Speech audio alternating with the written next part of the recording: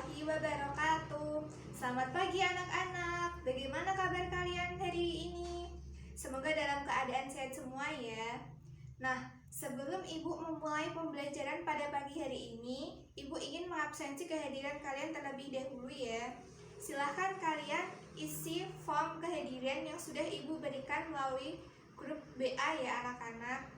Batas waktunya hanya 15 menit. Jadi, Ibu tunggu dalam waktu 15 menit ya. Pembelajaran pagi hari ini, kalian sudah tahu belum materi apa yang akan kita bahas pada hari ini? Nah, betul sekali, hari ini kita akan membahas tentang perkembangbiakan vegetatif tumbuhan secara alami dan secara buatan. Kita memulai pembelajaran pada pagi hari ini. Marilah kita membaca basmalah dan doa belajar terlebih dahulu ya. Bismillahirrahmanirrahim. Rabbi zidni ilma warzuqni fahma. Amin ya rabbal alamin.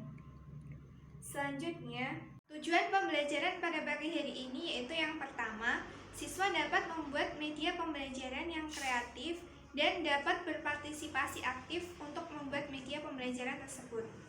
Yang kedua yaitu siswa dapat memahami dengan baik materi perkembangbiakan vegetatif tumbuhan secara alami dan secara buatan. Yang ketiga yaitu siswa dapat menjelaskan dengan baik jenis-jenis perkembangbiakan tumbuhan vegetatif secara alami dan secara buatan.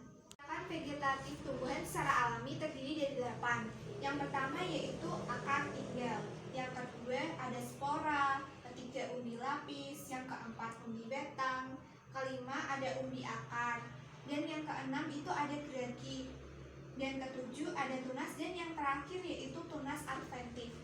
Perkembangbiakan vegetatif tumbuhan secara buatan yaitu ada mencangkok, yang kedua stek ada 3 yaitu stek batang, stek daun, dan stek akar, dan yang terakhir yaitu ada menempel atau okulasi. Langkah pertama untuk membuat media pembelajaran seperti ini yaitu yang pertama, kita cari materinya terlebih dahulu melalui buku yang sudah tersedia atau bisa juga dengan sumber internet.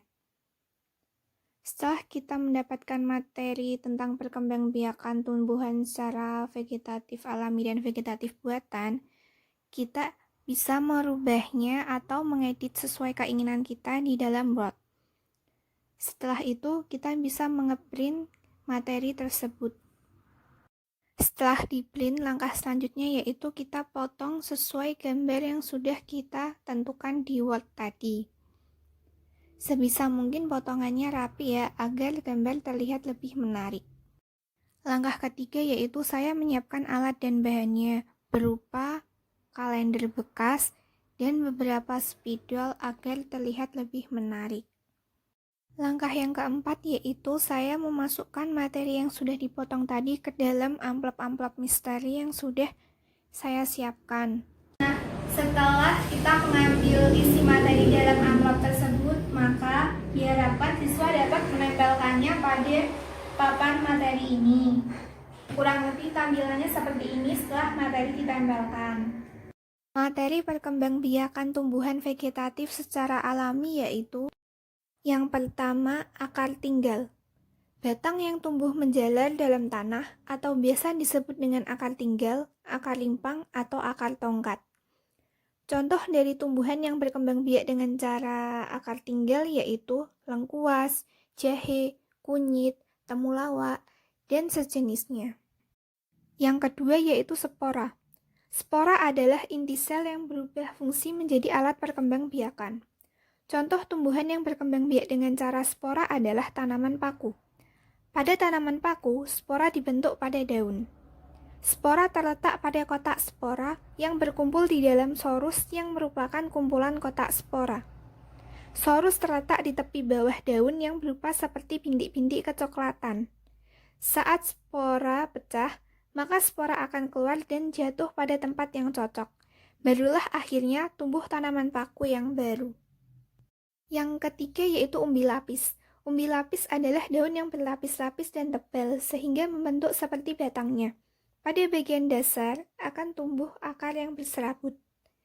Di antara lapisan-lapisan umbi lapis, terdapat bakal tunas. Jika umbi lapis ditanam, bakal tunas akan tumbuh menjadi tunas dan akan tumbuh jadi tanaman yang baru. Contoh tumbuhan yang berkembang biak dengan cara umbi lapis yaitu bawang merah, bawang bombay, bawang putih, bunga bakung, bunga tulip, bunga amarilis, bunga dahlia, dan lain sebagainya. Yang keempat yaitu umbi batang. Umbi batang adalah batang yang tumbuh di dalam tanah dan digunakan untuk menyimpan cadangan makanan, serta membentuk umbi. Jika umbi ditanam, tunas bisa tumbuh dan membentuk tumbuhan yang baru. Contoh dari perkembangbiakan umbi batang yaitu kentang, wortel, dan singkong. Yang kelima yaitu umbi akar. Akar pada tanaman yang berkembang biak dengan umbi akar beralih fungsi menyimpan cadangan makanan. Perkembangbiakan jenis tanaman ini melalui tunas yang tumbuh dari bekas batangnya. Sehingga, untuk mendapatkan individu baru dari tanaman ini hanya perlu menanam bagian tubuh tumbuhan berupa batang. Contohnya adalah wortel, bengkoang, singkong, dan bunga dahlia. Yang keenam yaitu geragih. Geragih adalah tumbuhan yang tumbuh menjalar di permukaan tanah. Tumbuhan baru akan tumbuh pada buku-bukunya dan tidak tergantung pada induknya. Contoh dari perkembangbiakan geragih yaitu pada pohon stroberi, pegagan, dan rumput teki. Yang ketujuh yaitu tunas. Tunas adalah bagian tumbuhan yang baru muncul dari kecambah atau kuncup yang berada di atas permukaan tanah. Tunas bisa terdiri dari batang, daun muda, calon bunga, ataupun calon buah. Contoh dari perkembangbiakan tunas yaitu tebu, pisang, dan bambu. Yang terakhir atau yang kedelapan yaitu tunas adventif. Tunas adventif adalah tunas liar yang tumbuh di luar bagian batang. Biasanya ia tumbuh di tepi daun. Contohnya adalah pada tumbuhan cocor bebek. Selanjutnya, materi perkembangbiakan vegetatif secara buatan. Nah, caranya yaitu sama dengan menggunakan amplop misteri tadi yang sudah berisikan beberapa materi yang sudah Ibu Guru acak ke dalam papan materi. Setelah siswa menempelkannya pada perkembangbiakan vegetatif secara buatan, tampilannya akan seperti ini ya, kurang lebihnya. Materi selanjutnya mengenai perkembangbiakan tumbuhan vegetatif secara buatan yaitu 1. Mencangkok. Perkembangbiakan vegetatif buatan dengan mencangkok adalah menumbuhkan akar tumbuh dari batang tanaman yang dicangkok. Akar akan tumbuh dari batang tanaman tersebut, sehingga kita mendapatkan tanaman yang baru. Sifat dari tumbuhan yang dihasilkan akan sama dengan induknya. Keuntungan melakukan cangkok yaitu yang pertama lebih cepat menghasilkan tanaman baru, yang kedua menghasilkan tanaman baru yang seragam sifatnya, dan yang ketiga dapat menghasilkan tanaman yang baru dalam jumlah banyak. Sedangkan kekurangan melakukan cangkok yaitu yang pertama, tidak ada keragaman genetik baru, yang kedua tidak bisa melakukan persilangan dua jenis tanaman, dan yang ketiga tanaman yang dihasilkan rawan terkena wabah penyakit.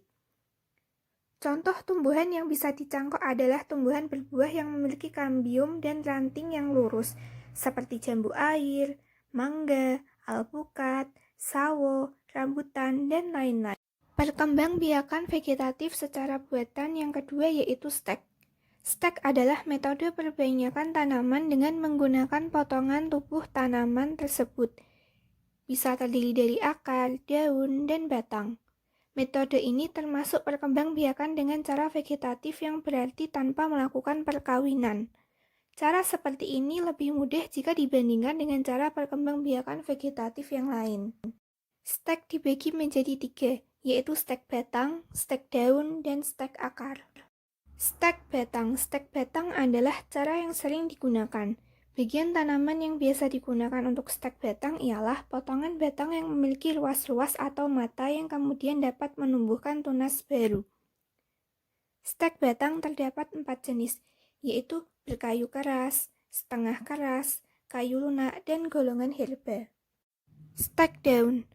Stek daun adalah cara perkembangbiakan dengan cara menanam daun tanaman yang sudah cukup tua yang akan tumbuh tunas baru.